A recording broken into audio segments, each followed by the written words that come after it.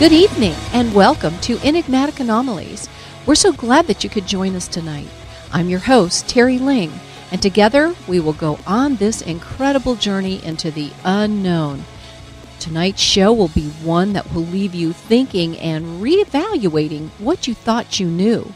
We will be speaking with an amazing gentleman by the name of Sergeant Clifford Stone. Some of you may be familiar with his background in UFO research and military cover-ups dating back to the 1940s, while for others this may serve as your introduction to him. Either way, you are in store for a real treat. Tonight's EA Radio episode is a special 1-hour installment, so sit back, relax, and open your minds to amazing UFO facts and revelations. We'll be right back.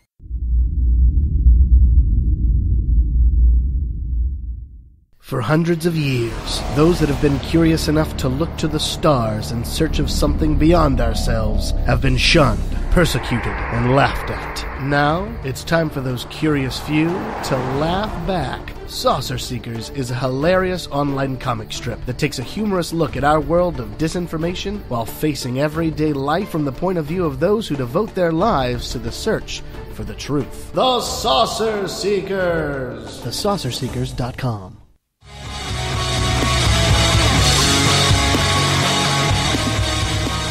Welcome back to Enigmatic Anomalies. EA Radio is very proud to have as its guest tonight a gentleman who has spent most of his adult life addressing the UFO topic. Sergeant Stone, are you with us? Yes, ma'am, I'm here. Well, welcome to Enigmatic Anomalies. We're so grateful that you were able to be with us tonight. We've got a lot of questions and a lot of space to cover, and unfortunately, in a short time. However, I'm thinking we're going to have more than one segment here because there's just so much to cover, so many questions, and we can even take some questions for the next segment on our Facebook or on EA Radio, Enigmatic Anomalies Radio, and let me just get started. I know you've got a lot of stuff going on right now, and I know that you've had extraterrestrial contact with a specific race. What can you tell us about that? Well, I've had strange experiences ever since I was a young child, and for the most part, until about 6, I thought they were just normal.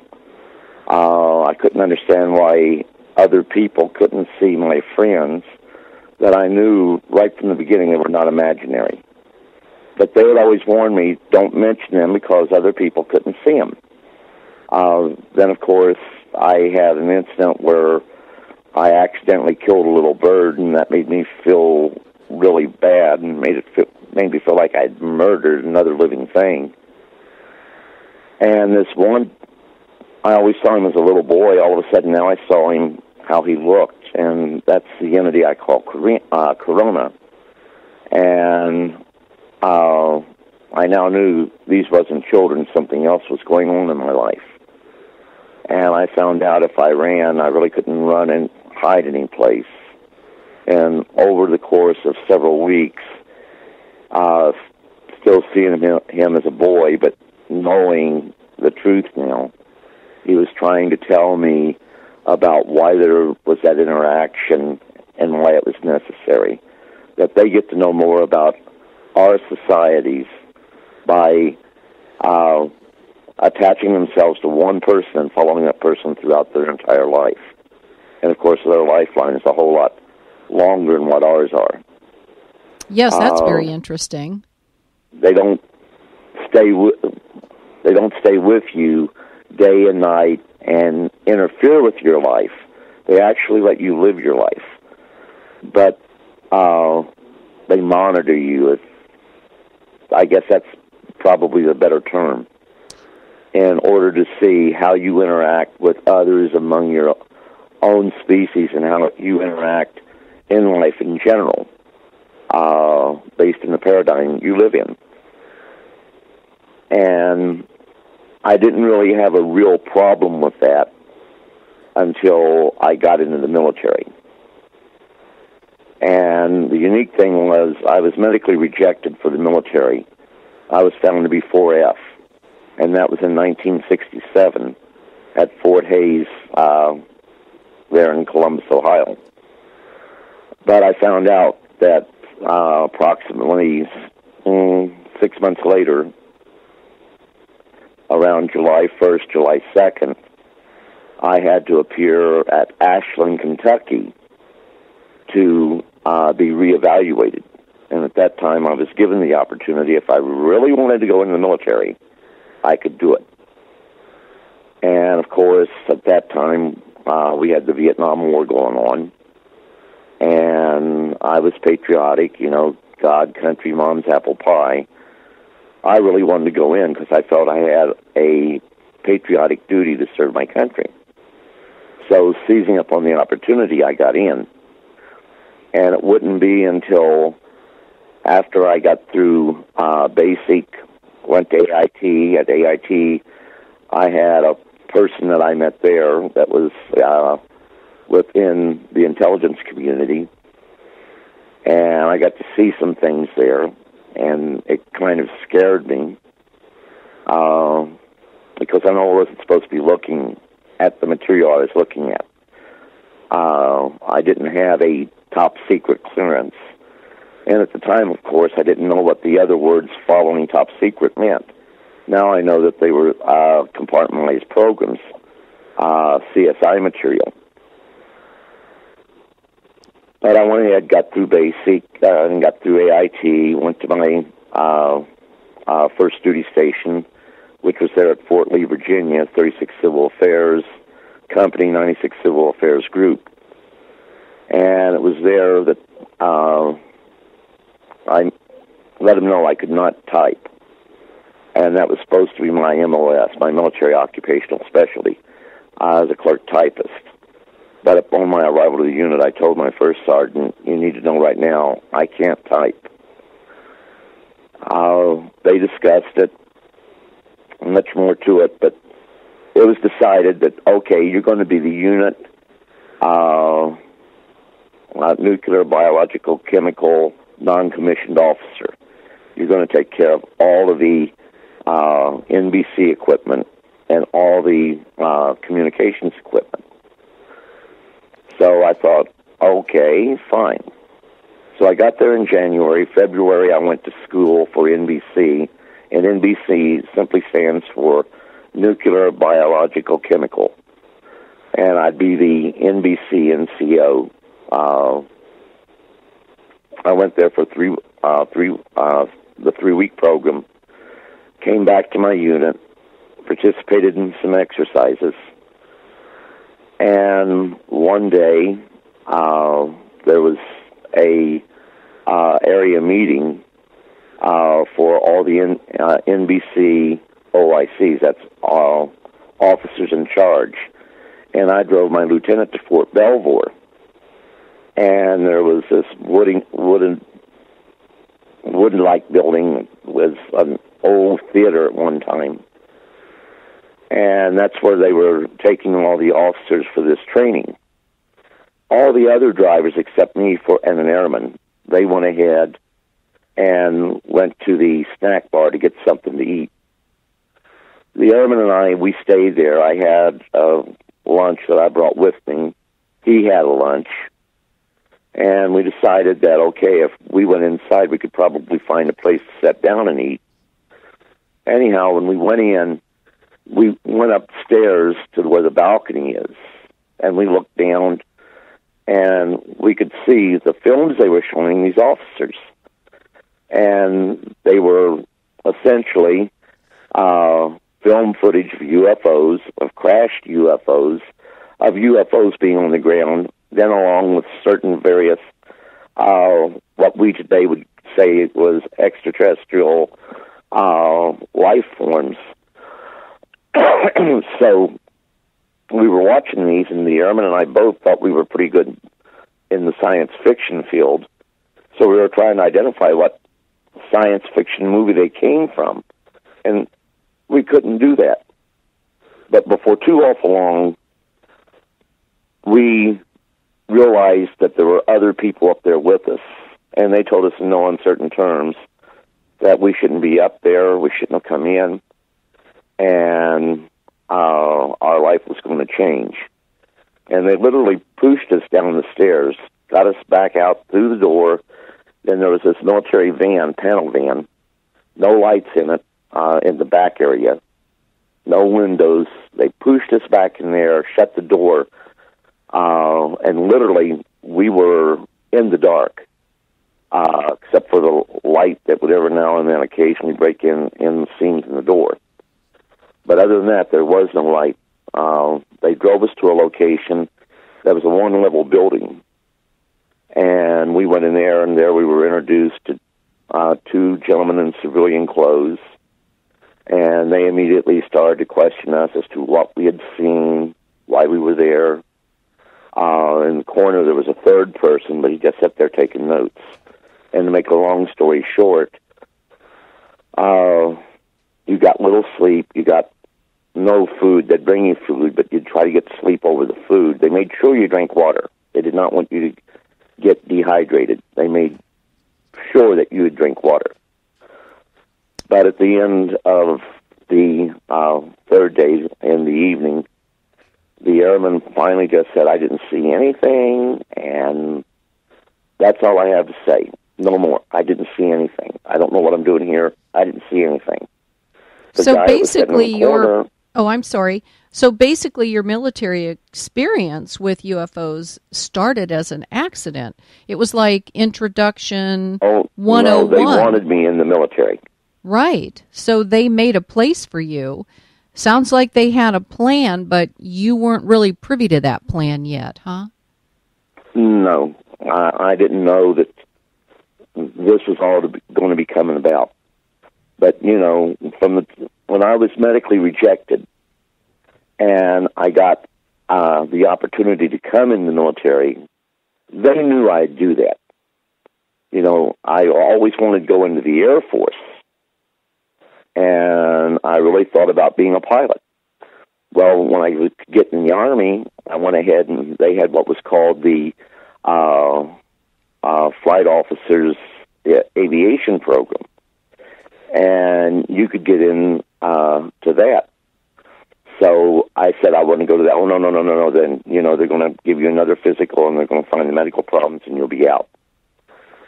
But remember, I want to go in the Air Force. They wanted me in the Air Force, which is why they didn't want me to get drafted. And that's why they didn't just draft me, even though I was 4F. So when I was afforded the opportunity, I said, well, I'll go in the Army. Fine. So I went into the Army, and it would be after this intensified debriefing that I was drilled again the next day after I was released, and they were very heavily in trying to convince me to re-enlist for 3 more years, stay in the military, and help them with UFOs. And I was reluctant to do that because I was thinking, this is getting really too crazy. But then they brought out my military records. When you enlist or re-enlist, they have what's called a DD Form 4. That's an enlistment, re-enlistment contract. That contract reflected that I had enlisted in the United States Air Force for a period of 3 years. I had read Air Force Form 114, I think it was. And now they were telling me that I could be brought up on charges for defrauding the government because I knew I had enlisted in the Air Force, but somehow I managed to come into the Army. And I was arguing the point, no, that's not the case. Well, now if I re-enlist to stay in 3 more years, it would be an administrative situation where they would make the changes, penning changes on my original DD Form 4 enlistment contract. And I wouldn't have to worry about being brought up on charges. Well, being, a young kid of 18 at the time, I decided, that sounds like a deal to me. And it was pointed out, if you have an interest in UFOs, at the end of the year, all this is coming out anyhow. And you'll be in a position to say, right at the end, I was involved. And that sounds pretty good to an 18-year-old. So I went ahead and I agreed to all their requests. They made it clear it wasn't demands, it was requests. And from that time on, I found out I was unofficially involved in covert operations dealing with UFOs. Okay. Well, we've got to take a quick break, so we're going to do that real quick, and when we come back, we'll find out what else happened, and then some. So please stay tuned and hear a word from our sponsor, the UFOstore.com. 4,734 UFO sightings in 2007. 854 abductions by aliens or unknown species reported by American and British citizens. Pressed information about collisions with passenger aircraft and UFOs that has been kept from the public knowledge for years. And only one trusted source on information from some of the top UFO researchers in the world. Exclusive information that cannot be found anywhere else on the planet. Trusted, connected, accurate. The UFOstore.com. Expand your personal library with fast shipping and instant downloadable information from the largest selection of UFO products on the internet by going to theufostore.com or call on the 24-hour, 7-day-a-week order line at 541-523-2630. The truth is out there, and the UFOstore.com has it.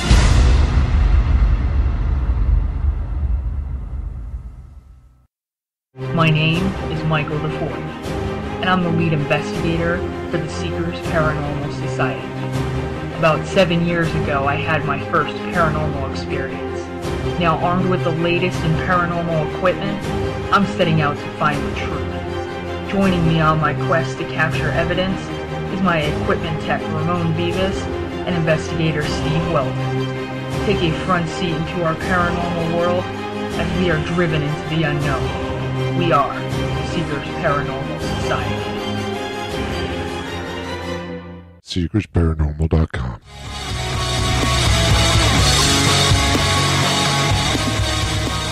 Welcome back to EA Radio, the home of the Enigmatic and the Anomalies.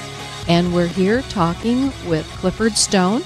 And Clifford, before we left, you were talking about what was going on there with the Army. You want to continue on then? Certainly.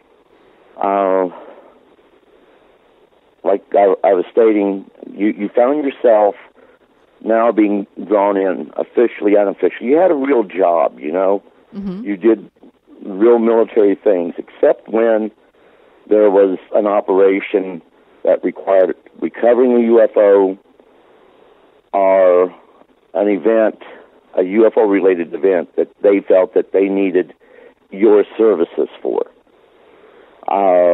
And as crazy as this might sound, they can't train people to be interfaces with UFOs. That means to have the communication. And a lot of times, they only want to talk to one person.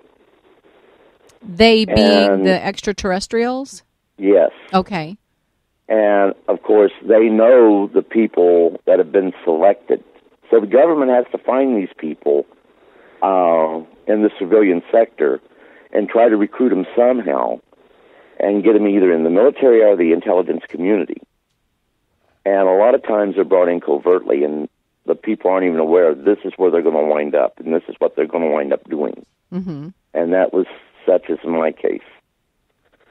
I see. But, so had you already been talking to Corona and knew that it was, in fact, Corona? And Corona, by the way, for those who don't know, is the extraterrestrial that you have your relationship with.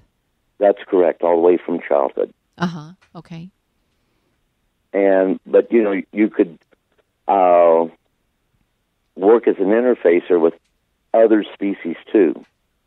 Like there were several types of greys and some very human-looking entities that I was involved with. Now, if those were, I'm sorry, if those were human type, is that to be considered a hybrid then? No. Okay. And I'm going to get a lot of people very angry and upset with me. Well, not me. But it's got to be the truth.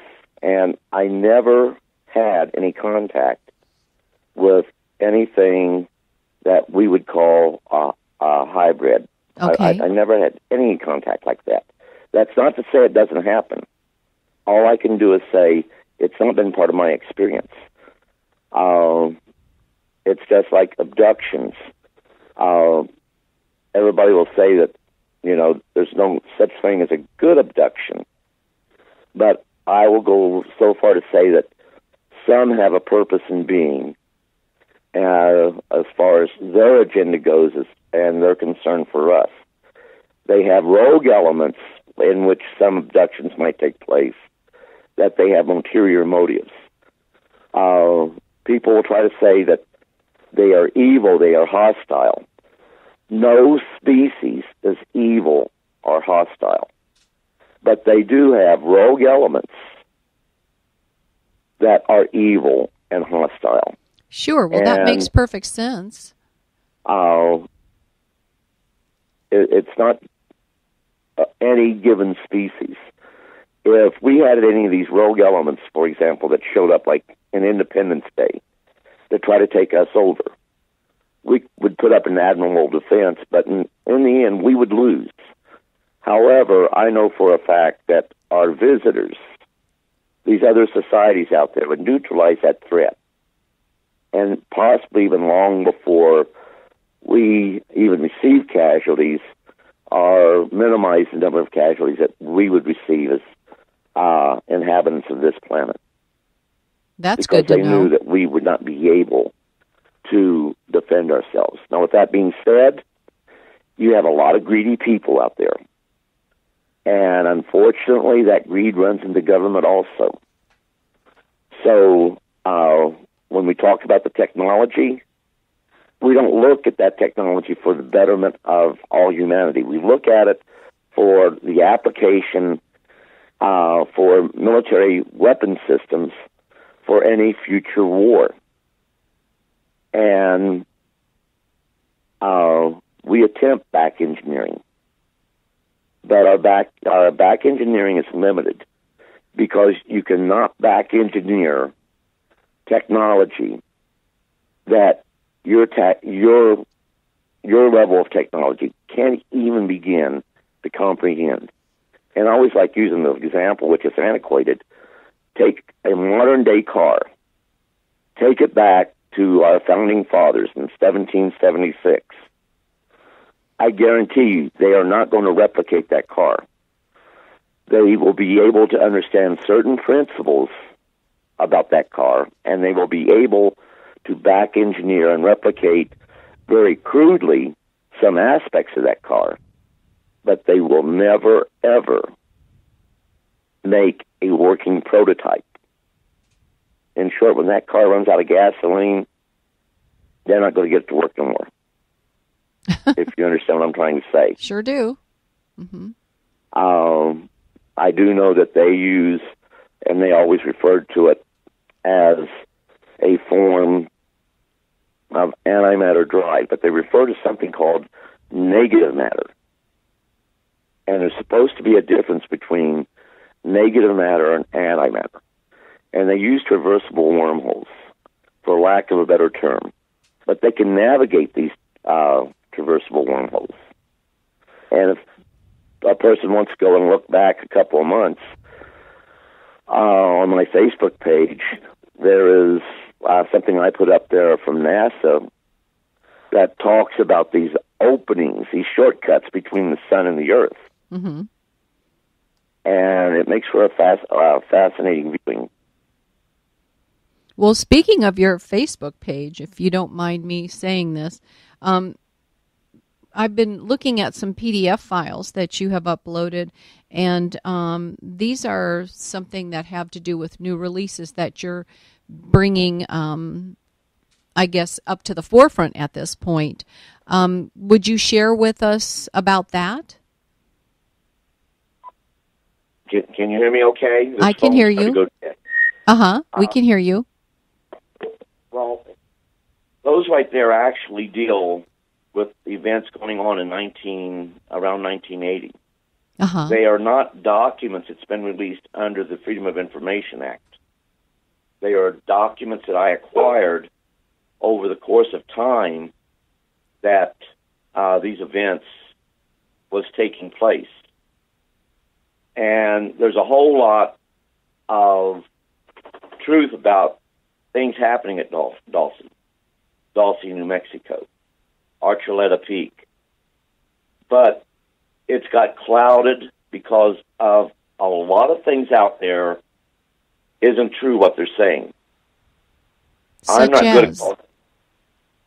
I'm sorry? Like such as? What isn't true that they're saying? One, I don't believe that there's a base out there that's manned by both the military and the ETs. Okay. What do you believe? I believe that there's been something going on out there for a good period of time because the Native Americans out there talk about it.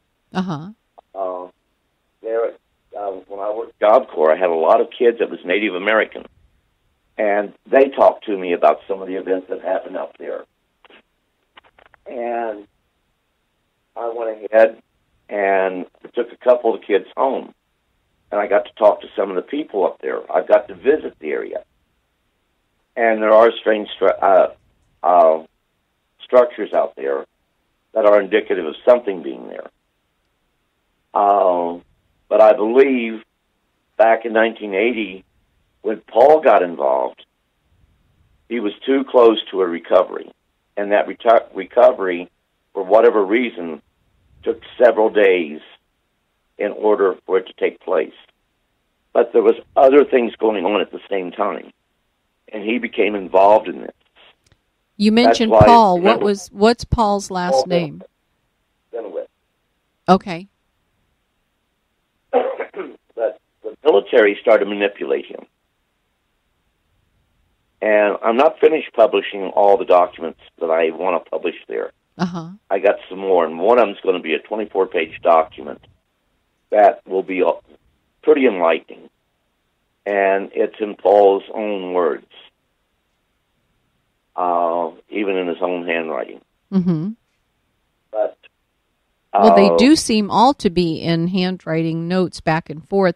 I mean, it's hard to read, but I got my little magnifying glass out, and I was trying to read the PDFs with my readers and my magnifying glass, to see what it was that it was all about. It's pretty interesting stuff.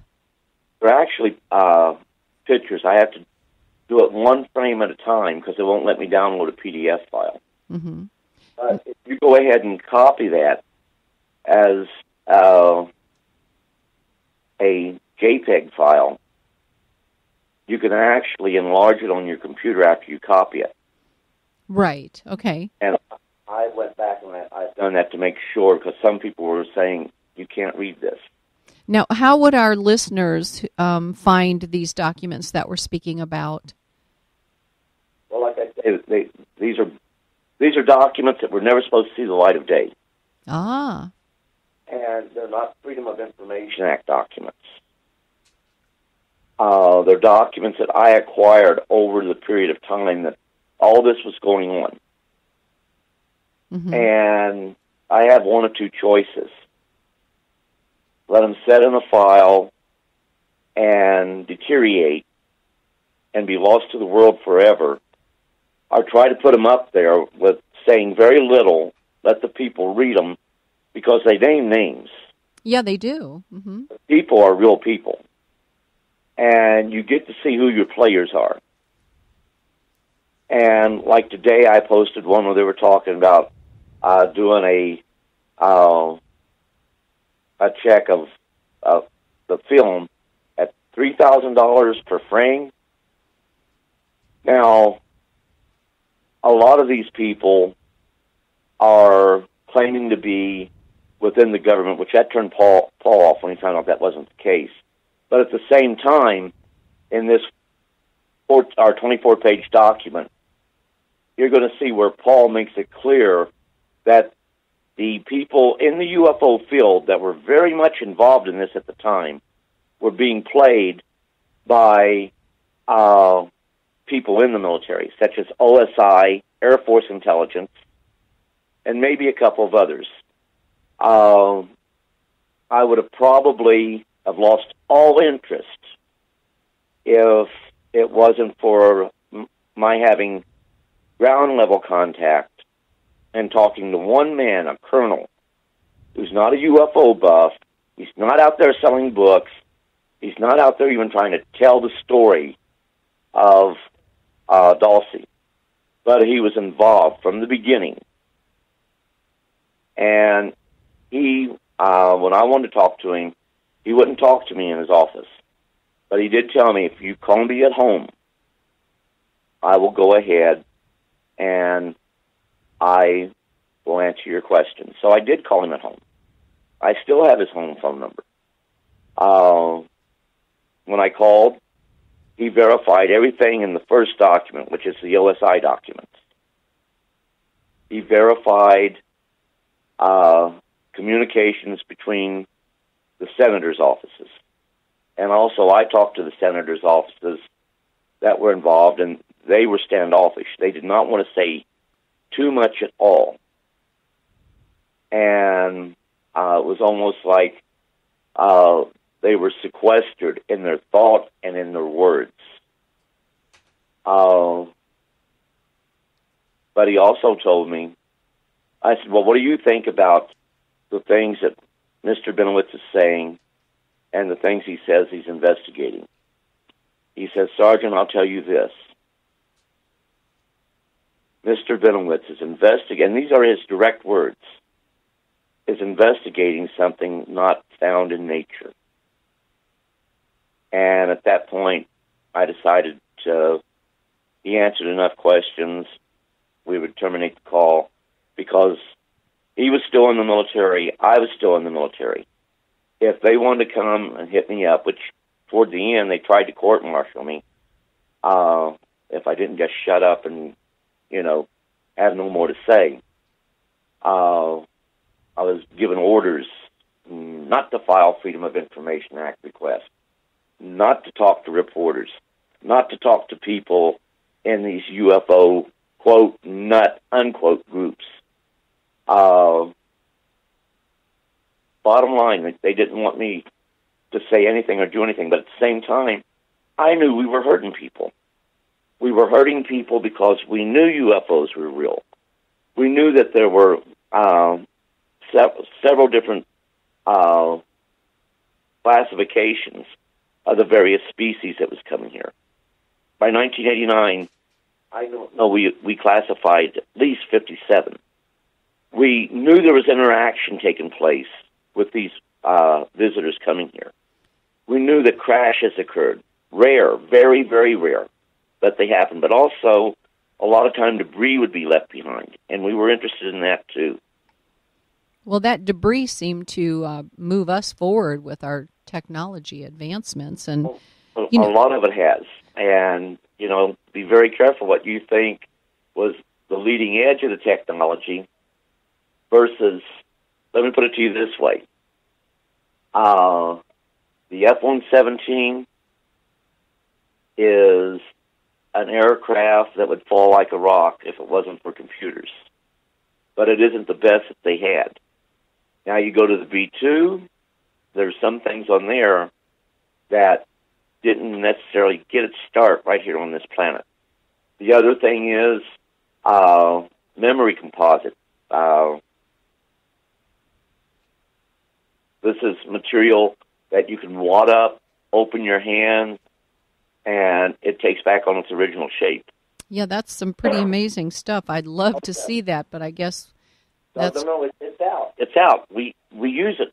We use it in the tethers that we send it to space.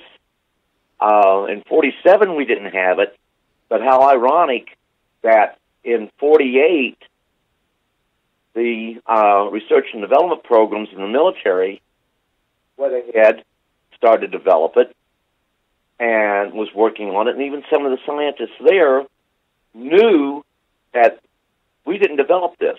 Mm-hmm. This came from someplace else. Mm-hmm. One scientist went ahead and started to tell people in the UFO field, yeah, I was a scientist back in the day, and I worked on this. They thought, oh, this poor demented soul. It wasn't until a document came out in which his name was there that, hey, this guy was telling the truth. In short, we go ahead and a lot of times, and God forgive me, it's not everybody in the UFO field, okay? And it's not everybody within the UFO groups. But like using my own case, people say, oh, well, you know, Corona was just, if he was gray, we could accept your story more. Sorry, he's green.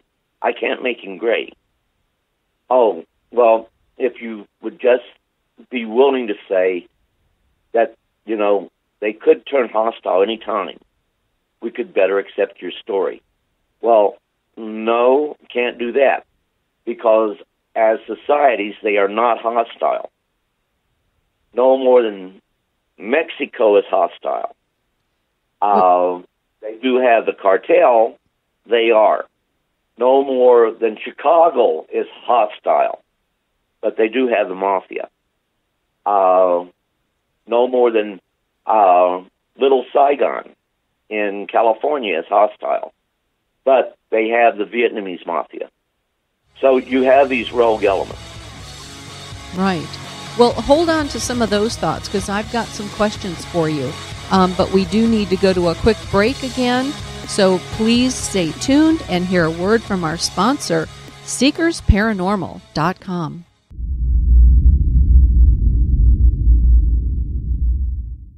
My name is Michael the Fourth, and I'm the lead investigator for the Seekers Paranormal Society. About 7 years ago, I had my first paranormal experience. Now armed with the latest in paranormal equipment, I'm setting out to find the truth. Joining me on my quest to capture evidence is my equipment tech Ramon Vivas and investigator Steve Weldon. Take a front seat into our paranormal world as we are driven into the unknown. We are Seekers Paranormal Society. SeekersParanormal.com.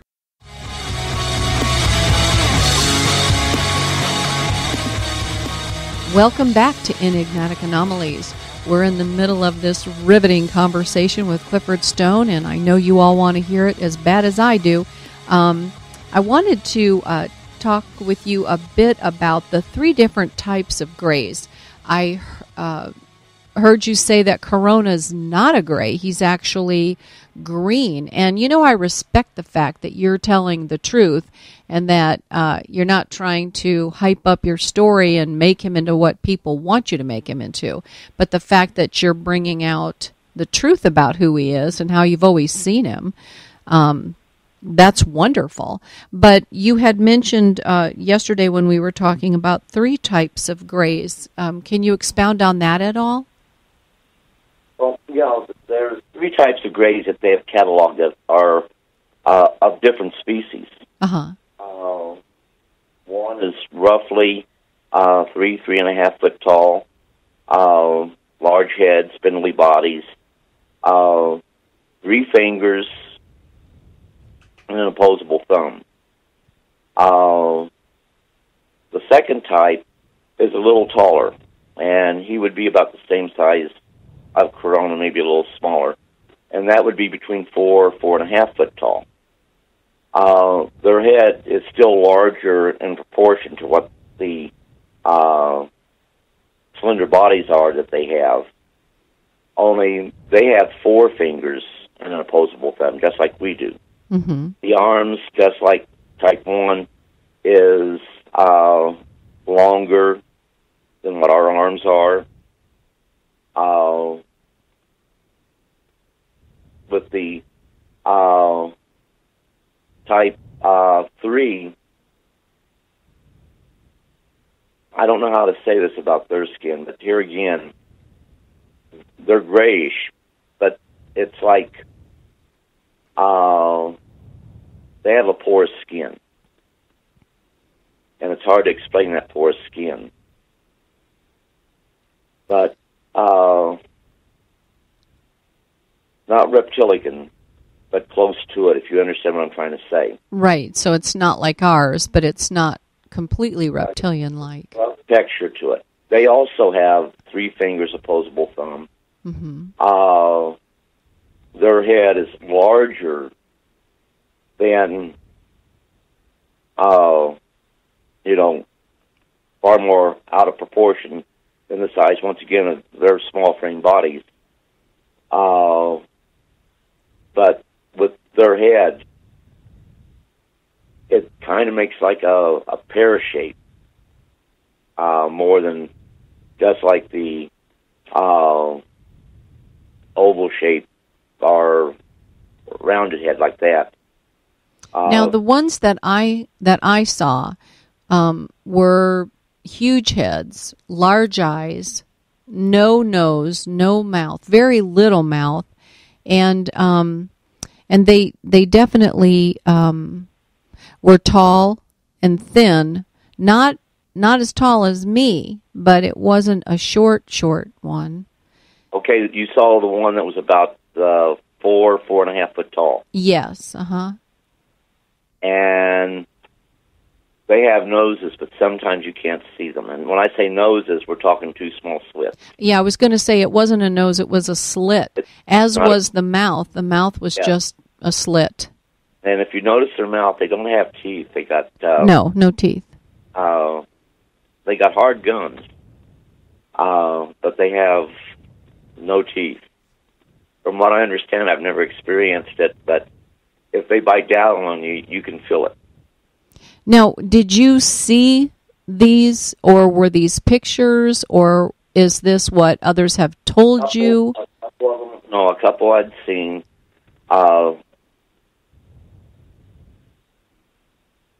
I may have seen all 3 types, but I didn't really know at that time that there was any distinctive difference. It wasn't until after my exposure to the book that it even came in.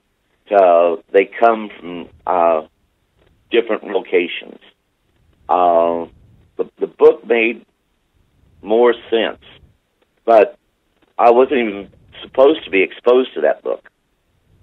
One of the guys who was a medical technician felt I should see that book, that I had a need to see it. What book are you talking about? They had a book that had the listing of the 57 different species that was in there. Oh, okay. Mm-hmm. The intent was so we could have, like, if we got those that were alive, they were injured, naturally we wanted to give them first aid till a medical team arrived that knew how to treat them, because how we treat wounds and injuries with first aid doesn't always apply to them. So there were standard procedures in this book. Also, the do's and don'ts of the interactions with them. So you want to be using appropriate etiquette.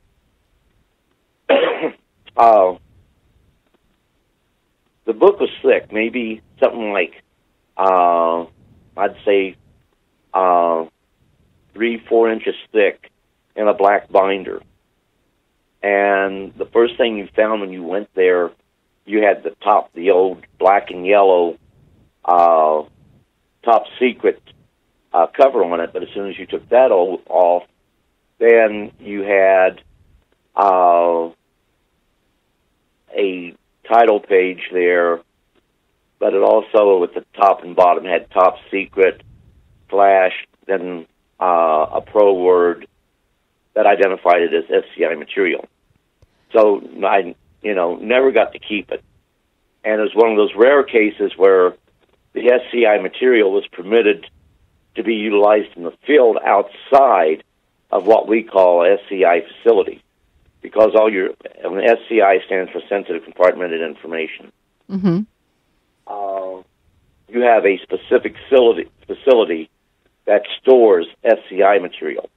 You can have confidential, secret, top secret material in a locked safe in your office if it meets the specification for containing that type of material.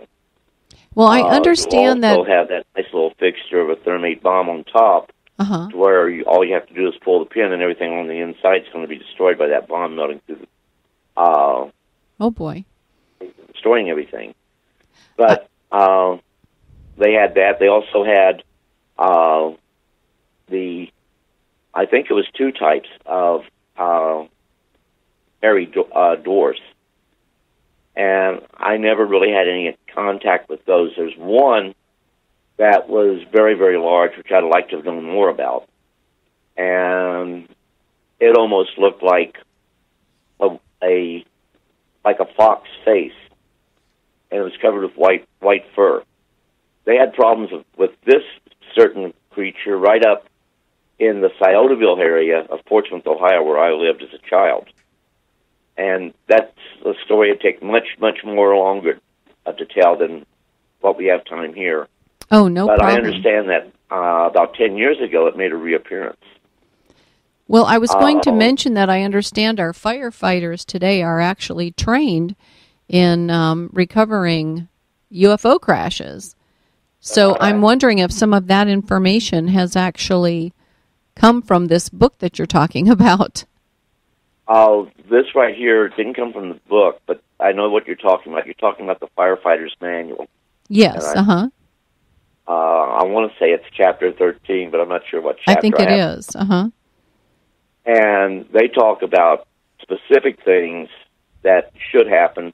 And the person that put that in there, while he says he doesn't necessarily believe in UFOs, it was one of those situations, what if they exist? And if they do exist, that eventually something's going to happen in a major city in which the police and the fire department, your first responders, are going to have to react to and do certain things until the military gets there. And that's what he was prepping them for. Well, what about the notion that the reptilians might be malevolent?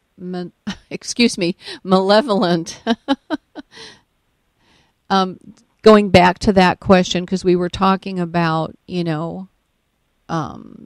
some of them being good, some of them not being. Yeah, Do you have any insight on that? Yeah, once again, you got to remember, bottom line, if they're evil and they want to destroy us, one, what's the purpose? And I'll get back to that. Two, if you do not grow spiritually with your technology, at some point you fall victim to it. It was E.T. that actually brought it to our attention that we were a bunch of dummies in the 50s and 60s in preparing for a nuclear war, thinking there would be a winner. They were the ones that went ahead and said, you fire missiles and launch your bombers. The other side fires their missiles, launch their bombers. And you got all these countries just sitting back watching. You all are going to die. And I don't know this for a fact, but I'd even wager that it was our visitors that pointed out the concept of mutual assured destruction. If anybody gets foolish enough to start a nuclear war, the other side's going to retaliate, even if they don't retaliate. The fallout and the aftermath of any type of thermonuclear confrontation is going to destroy life on this planet as we know it. Hence, MAD. Well, sure, even Fukushima is causing all the trouble that it's causing, in California now. So, even the fallout. You don't even have to go there. For the last 90 years, we have done horrible things to ourselves. Yes. And most of the people of the world are not aware of that. We are still having medical problems, even to this day. But we try to cover all this up. That's brought out because of open-air testing of nuclear devices. We have other medical problems that come into play because of open-air experimentation with chemical and biological weapons. But we go ahead and we realize that a certain segment of society may become seriously ill or even die as a result of it. But before they find out that any government had anything to do with it, it will be years. And who are you going to hold responsible? Like right. the NSA, what they're doing right now. They have been doing this for years, listening. Like right now, let me say hello to the NSA and all the other intelligence communities that may be listening to us, because they do that. We're talking about a subject that, whether they believe in UFOs or disbelieve, we bring in information that they themselves considered classified. And they're going to listen in. Congress back in the 70s, or late 60s, early 70s, told them to stop doing this. Oh, yes, we will. They continued right on. In 2004, we found out they're doing it again, and it was, yeah, but, you know, we don't want no more 9/11, which we don't. But we know who our enemies are. We know good intel. We know what to monitor. The problem I have with the NSA and the other intelligence communities is that they have no guidelines. They feel they're above the law. They don't feel that they have to monitor just the bad guys. But like you and I talking what we're talking about right now, we are potential bad guys. We are talking about things that, if they're officially sanctioned ridicule program cannot stifle, then, you know, God help us if too many people start to listen and believe what we're saying, because then we become a threat to the insecurity of these people that want to have control. And unfortunately, that ties in with the intelligence community, not just in the United States. We're just better at it, but it ties in with the intelligence communities of all nations. Well, just for the record, for those who are listening, I'm the proverbial peacenik. So I'm not here to do any harm. I just want the truth.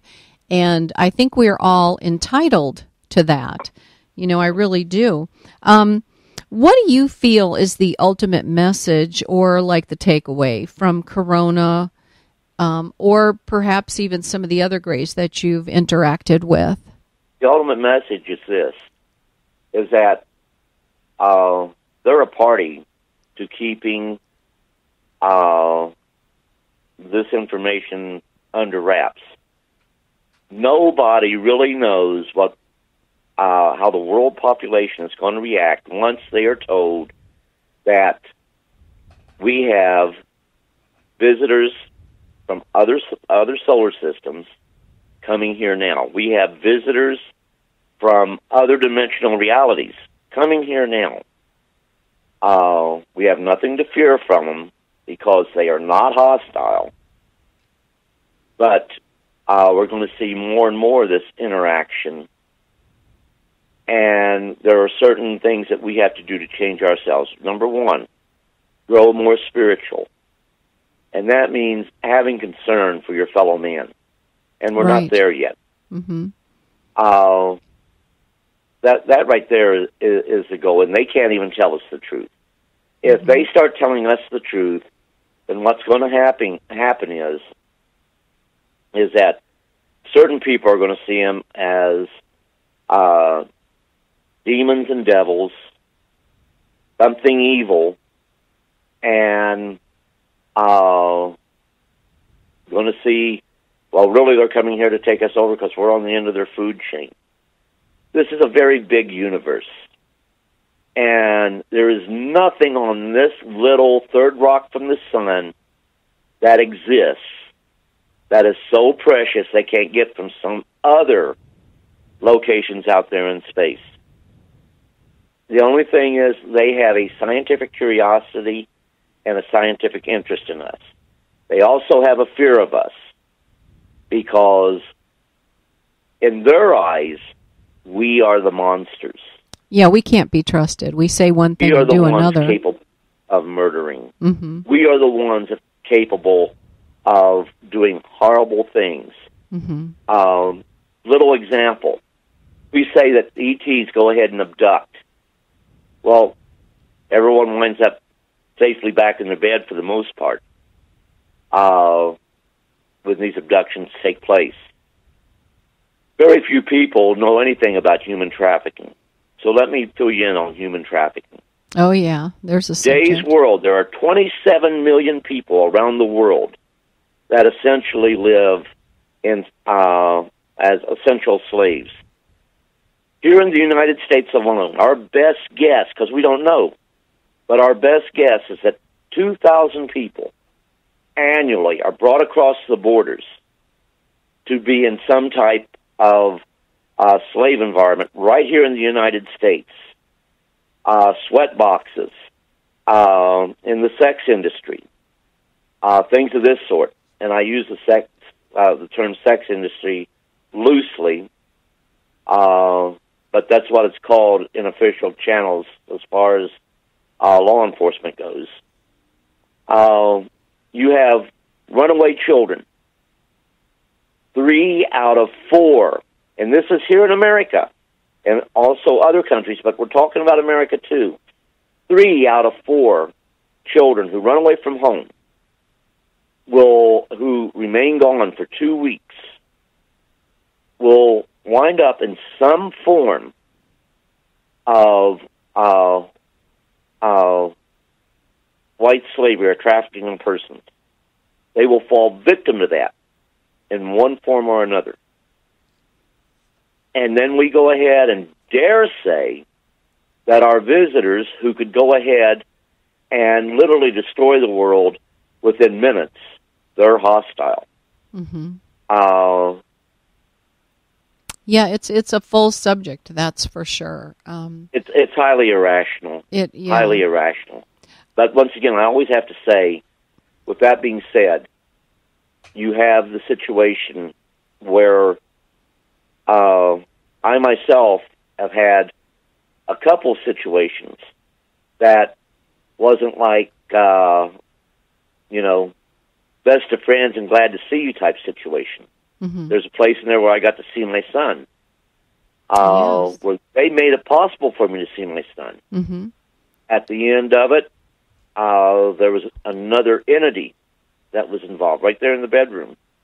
And, of course, it took on this sinister face and literally said, "We could kill you." And that wasn't the last time that would happen, nor was it the first. Then immediately I heard this voice, real soft, "No harm shall come to this man. Sleep." And that that face that was in that circle or globe, it was like molten lava falling down and hitting the floor. But it made no mark or nothing like that. And I went back to sleep. This was in 1997. And I slept for over 18 hours. My son got killed August the 18th, 1995. And so it was 96 is when this happened. Mm-hmm. And I didn't sleep well. I slept sporadically, maybe a half hour, 45 minutes, I'd get up. Then I might go doze off again, but then only less than an hour. But on that particular night, after I got the visitation with my son and was able to come back, and this event that I just related to you took place, I slept for over 18 hours, and it was the best sleep I had since the death of my son. Mm-hmm. And it helped me find closure to a degree. Mm-hmm. Because I'm Catholic, and all the experiences I had has not changed my religion, has not changed my faith. I believe in God, and I'll tell you this, one of the hardest things that most people in the UFO field are going to have a problem with is that they're going to find out that our visitors also believe in God. If you were to ask them, does God exist?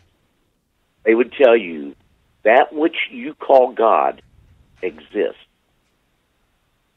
Now, they would stop there because they can't tell you which religion is true and correct and all this, but they would tell you also that there is universal good and there's universal evil.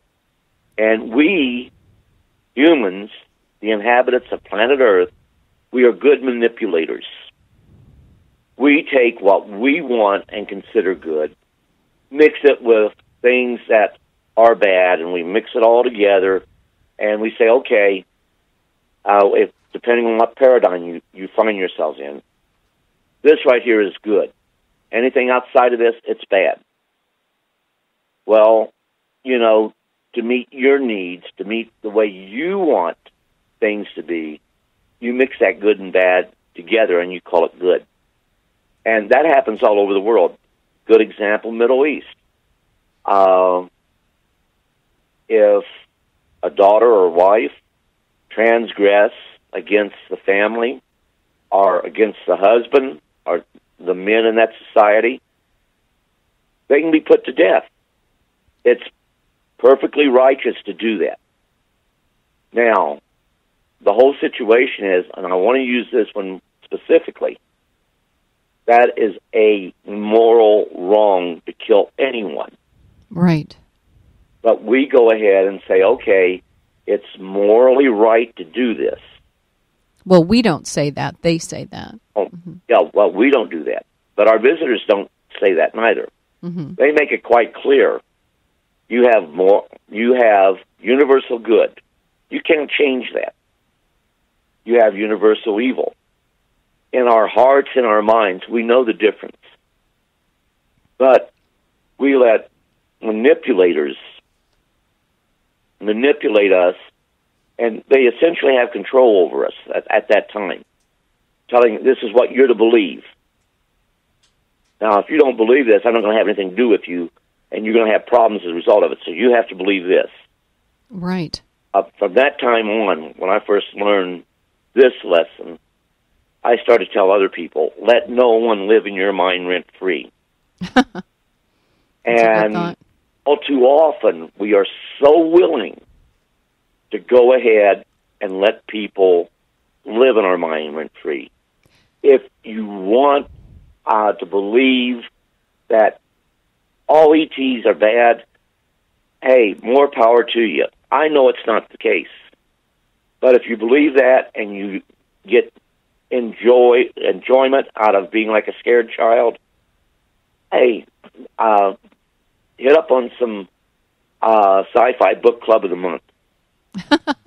Well, that's true for me as well. I don't believe that they are, wicked in any way. I have not had that experience myself. I've had good experiences.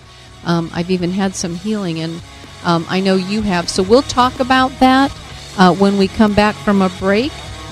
So please stay tuned, and let's hear a word from our sponsor, thesaucerseekers.com. For hundreds of years, those that have been curious enough to look to the stars in search of something beyond ourselves have been shunned, persecuted, and laughed at. Now, it's time for those curious few to laugh back. Saucer Seekers is a hilarious online comic strip that takes a humorous look at our world of disinformation while facing everyday life from the point of view of those who devote their lives to the search for the truth. The Saucer Seekers! TheSaucerSeekers.com.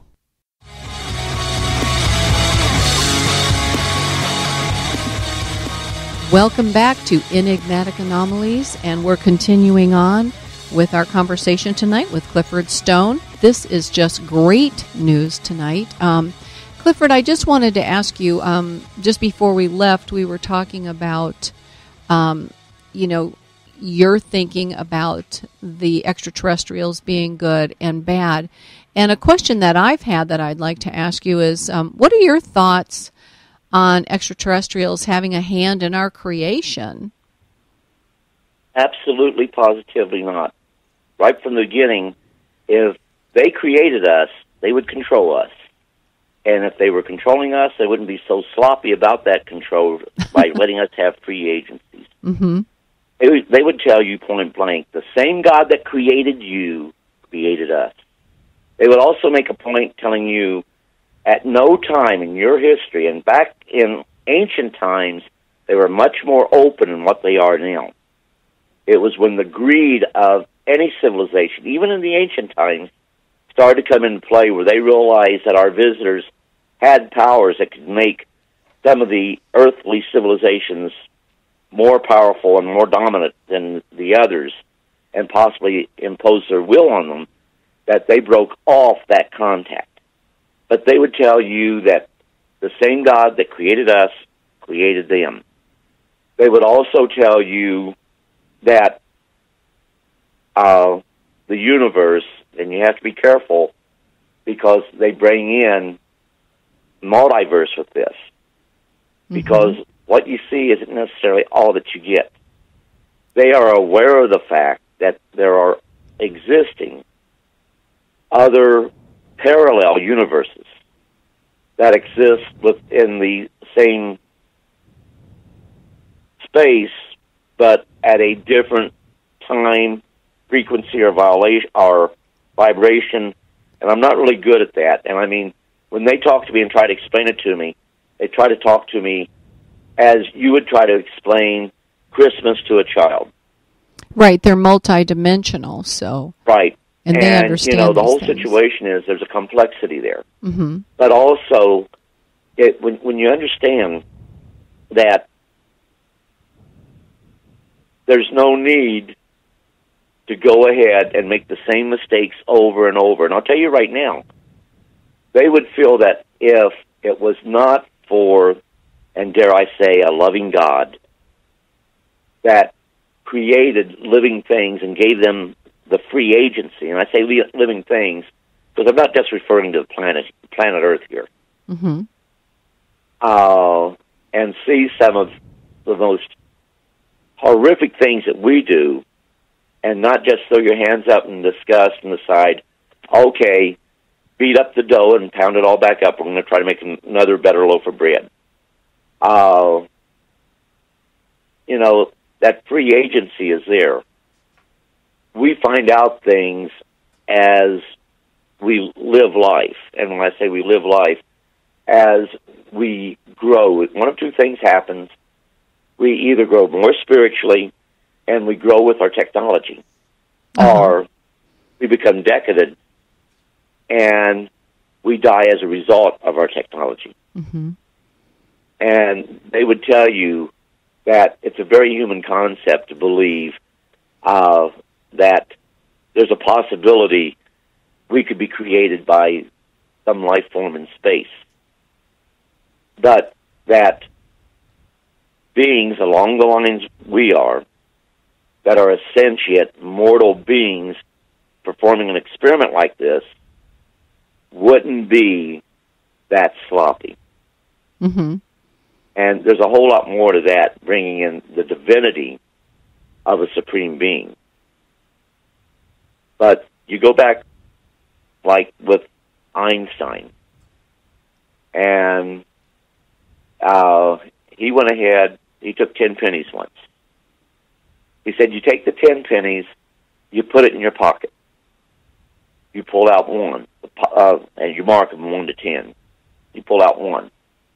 The probability of that first penny being 1 is 1 in 10. You put it back in your pocket. You pull out another one. The probability of that second one being 2 is 1 in 100. The next one, being 3, 1 in 1,000. And it goes up to something like, I think, 100,000. But he's cautioned, that's 10 pennies.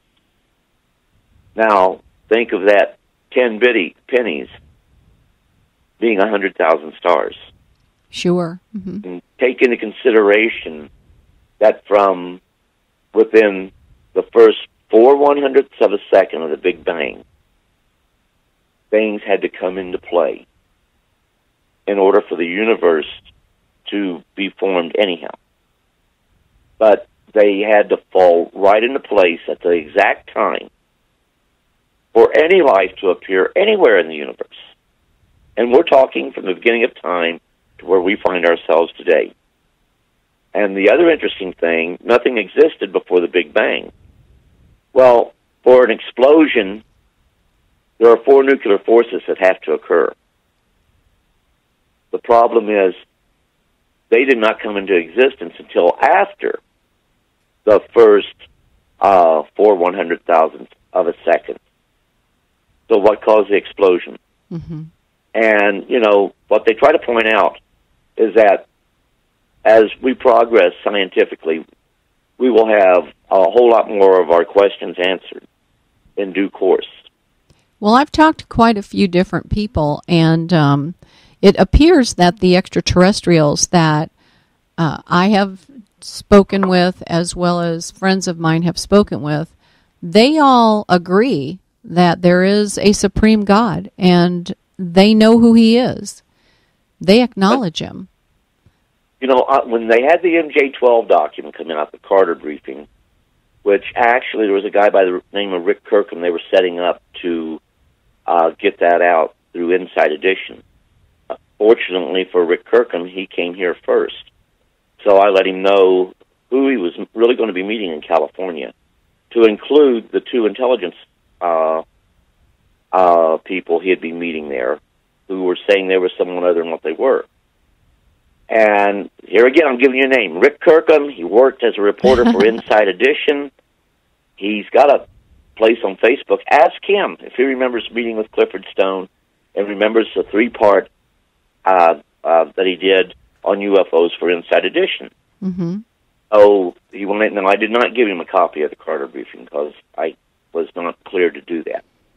But I says, here's who you're going to meet. When he got there and they found out, wait a minute, if, he said, well, I met Sergeant Stone, I know who I'm meeting here. And, oh, no, no way. He says, yeah, he even showed me the Carter briefing. There's no way he cannot have that. So they told him, okay, we need to know on page 3, line 11, verbatim, what does line 11 say on page 3? He says, well, it's in my apartment. I'll go look at it and I'll come back and tell you. He goes to a phone. He calls me. And here's proof that there's a God, because he was praying to God I'd be home.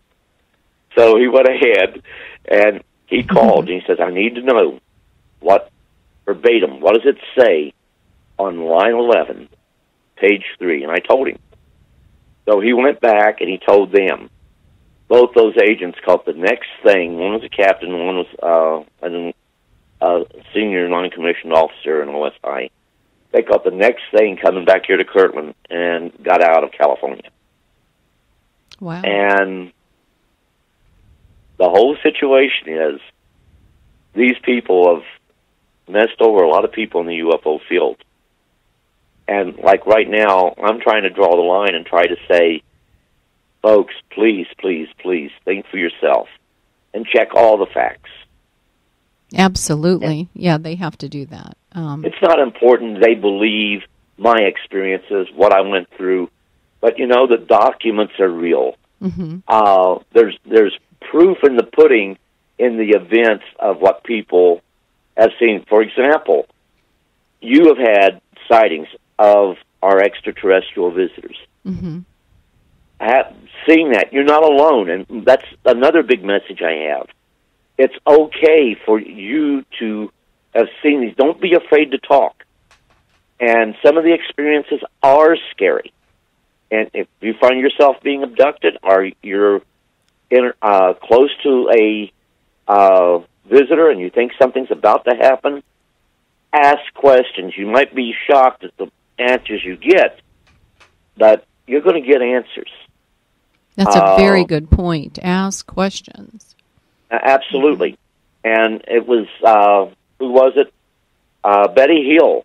Mm-hmm. When she was abducted, her and her husband, both of them were scared to death. She saw a book on the table, what she called a table, in the room where she was at. And she says, no, I want people to know this happened. I want proof. I want evidence. I want that book. Mm-hmm. One of the aliens there said, it's okay. We're not going to harm you. And you can take the book. But another one that's in much more authority says, no, she can't. We cannot let them know this is happening. Right. Most people forget that even happened in that incident. So here you had one ET trying to reassure her.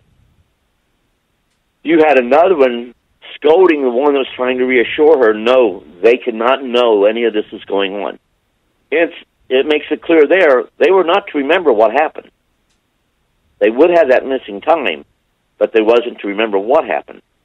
However, she did get the star chart, and it was in reverse, and it was a beautiful thing when we were able to actually find that. And that was she was an amazing woman. The name of Marjorie Fish that went ahead came up with it from the star catalogs that didn't come out until 1969. Right. Amazing. And, of course, the debunkers, there are any number of combination of stars out there we could have used. Well, guess what? Why didn't these highly intelligent and evolved human beings, we call skeptics, why didn't they come up with it long before she did? All she was doing was searching for the truth. Right. And she stumbled upon it by sheer accident. Mm-hmm. And these debunkers that had egg on their face now, we could have done that. There's so many different numbers. But you know what? To say, okay, here's this one. Give me 5 other examples of where it would have come up and worked out exactly the way that one did. Mm-hmm. I'm going to tell you right now, they're not going to be able to give you one example. Because it didn't exist then, didn't exist until 1969, and the debunkers had egg on their face, period. Bottom line, end of discussion there. Right, and thank God that Kathleen Marden is keeping all that alive and moving forward and, doing such an excellent job, too. The first casualty mm-hmm. of any scientific endeavor, mm-hmm. our search and quest for knowledge, the first casualty is truth, yes. which is sacrificed in the interest of individual groups' own agenda. Mm-hmm. In short, in the UFO field, there are too many agendas. And our only drive and desire within the UFO field shouldn't be who has the best bestseller out there, who has the most fans, who gets the most attaboys. But let us work together, agreeing to understand that we are going to disagree in many situations, but we're going to walk down that road together in a quest for the truth, and we're going to hold fast to those things that are true and good that will ultimately open the door to UFO reality, our ET intelligence being here, and there will be come some social interaction with our society and their societies, not in fear, but in a relationship of harmony and us learning, and may God grant our spiritual growth. Absolutely. And I'm not talking religion here. I am talking about man's inhumanity to man, where we grow to, when we go out there amongst cosmos, if we go out looking for conquest of a world developing, but not as vastly as sophisticated technologically as we are, and we decide we're going to impose our will, they're not going to let us do that. Mm-hmm. Right now, we are a world in quarantine because that is exactly who we are. Mm-hmm. We would do that. Well, I know I'm trying to do my part in working together with other organizations. As you well know, I'm the Assistant State Director for Florida MUFON, and yet working with Enigmatic Anomalies to do this type of interviewing, because it's important to me that the truth be told. And yeah, go ahead. The situation is this. Most people think, oh, I'm crazy and I'm deluded and all, but you know what? The day I die, I'll be saying the same thing. And I believe I'll stand before God, mm-hmm. and I'll be held accountable. So I want to be on the righteous side of God, not saying, whoops, how do I explain this? Right, exactly. We've got to take a quick break. I'm sorry. Not a problem. So we're going to take a real quick break, and stay tuned. Don't go anywhere. We'll finish right up with Clifford Stone when we come back.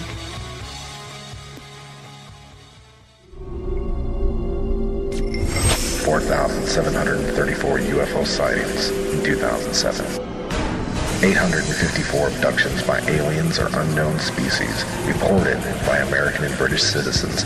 Pressed information about collisions with passenger aircraft and UFOs that has been kept from the public knowledge for years. And only one trusted source on information from some of the top UFO researchers in the world. Exclusive information that cannot be found anywhere else on the planet. Trusted, connected, accurate. TheUFOstore.com.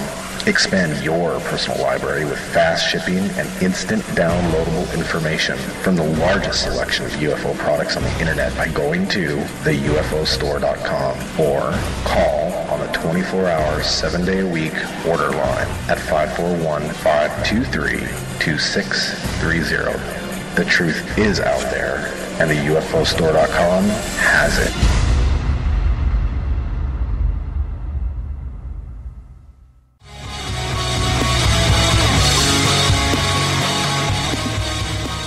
Welcome back to Enigmatic Anomalies, and we're talking with Clifford Stone. This is our final segment of the evening, and previously I had spoken with you about a PDF, but I was wrong in that, so I would like to correct myself. These are actually photographs that you did, page by page, on your Facebook page. Did you want to talk about that at all? Yeah, I put the documents up there because I know if there's a document that I question, I'll immediately question. These documents here, you're not going to get them, as far as the Dulce documents, you're not going to get them through the Freedom of Information Act. They cover a 2 or 3 year period of time, and it brings in the players there. And there's been something going on at Dulce for a long time, and it goes on to this very day. And we're no close to answers than the Native Americans were when 50, 60 years ago. So we're still looking for answers. However, with Benowitz stumbling upon what he had stumbled up on and wanted to research it and wanted to investigate, it became dead reckoning then that the Air Force had to go ahead and attempt to debunk the story. So we call them officially sanctioned deception programs. And that was very swift. And they use people in the UFO field, as you shall find in that 24-page document, how even the intelligence agencies that was doing it to them felt about these particular people. But, I'm not doing it to go ahead, be mean, or rub people's noses in it. People need to understand, and they need to go ahead and start searching for the truth and not believing every story that's told. Right. Because there are those officially sanctioned deception programs. There's the greed of man. There are people who, and don't let no one tell you, oh, there's no money to be made in this field. Yeah, if you want to do the legwork, you can make money in the UFO field. And I've seen it happen. Mm-hmm. But the whole situation is, the important thing is the truth. And just like you, God bless you, you're giving me a means to say what I really want to say, what I feel I need to say. Mm-hmm. You're not taking sides. It's an open forum.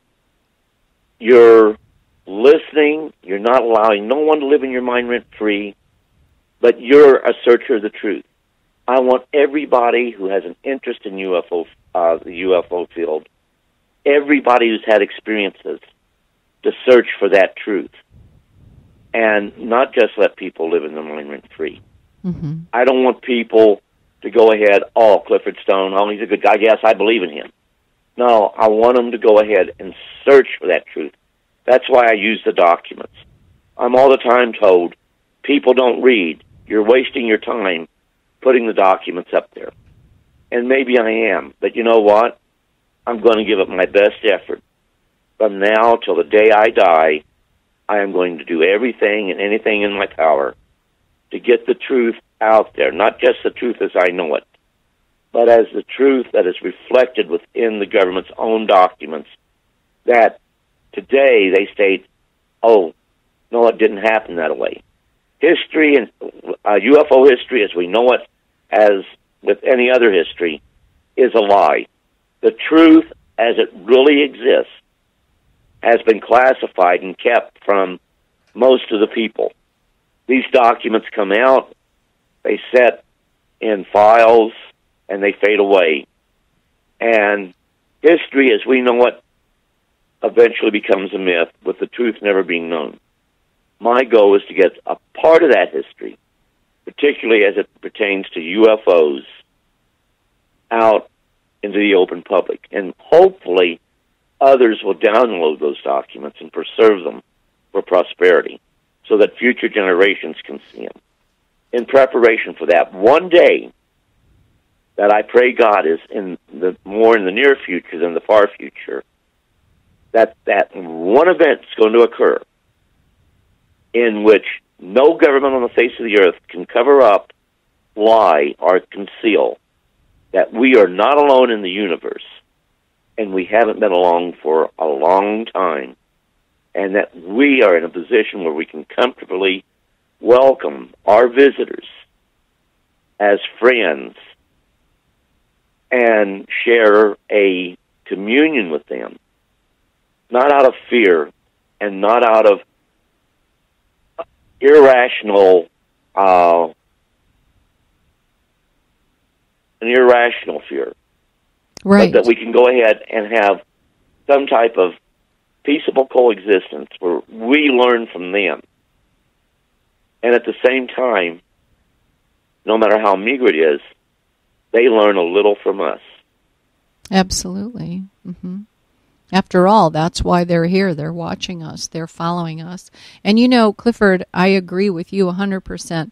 And I disagree with the status quo saying that we don't read. I think we do read. I think ufologists do nothing but read to get to the truth and to find out the facts. And I'm very glad that you've taken that stand and you've made this mention.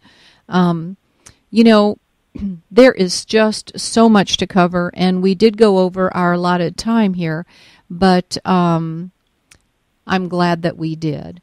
There's just so much to talk about, and I want to make sure that you'll come back again sometime and you'll talk with us and cover some other questions that we all have. I'd like to just take a moment and let people know about Enigmatic Anomalies and EA Radio and EA TV, enigmaticanomalies.com. I'd like to say thank you so much for being on the show with us. And for our listeners tonight, please stay tuned for future shows covering topics of ghosts and demons, as well as Bigfoot and cryptozoology. Please take a moment to follow us on Facebook or on our Facebook page, and like us if you would, please, and also Spreaker.com. And again, thank you so much, Clifford.